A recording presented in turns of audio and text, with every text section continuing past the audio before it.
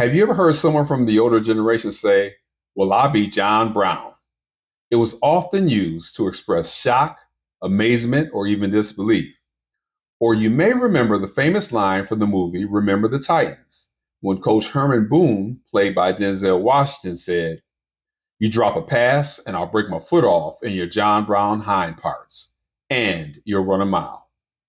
So who was John Brown?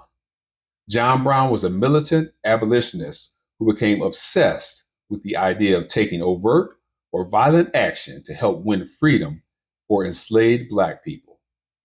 So, what motivated John Brown? Well, in May of 1856, pro slavery settlers, led by Douglas County Sheriff Samuel J. Jones, attacked and ransacked Lawrence, Kansas.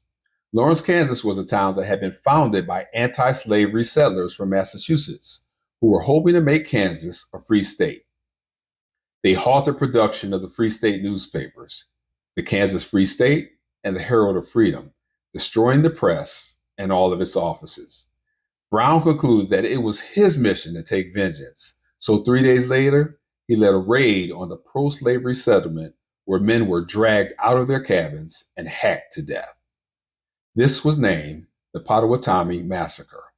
This led to a small civil war in the United States fought between pro slavery and anti slavery advocates. He soon became the leader of anti slavery guerrillas in the area of Kansas. The name John Brown was feared among slavers and became a sound of hope for the enslaved. In the spring of 1858, Brown convened a meeting of supporters in Ontario, Canada, at which he announced his intention of establishing in the Maryland mountains a stronghold for escaping slaves. He proposed, and the convention adopted a provisional constitution for the people of the United States. Finally, Brown led a raid on the federal arsenal at Harper's Ferry, Virginia in 1859.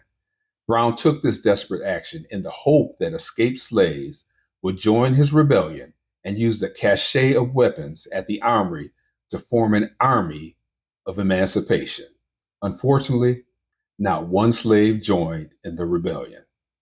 Eventually, the federal arsenal was attacked, and John Brown and his sons were killed in the attack.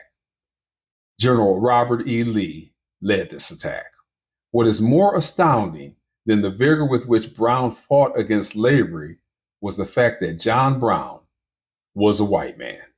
It almost makes you want to say, "Well, I'll be John Brown." That's just something to think about on today's Wake Up Wednesday.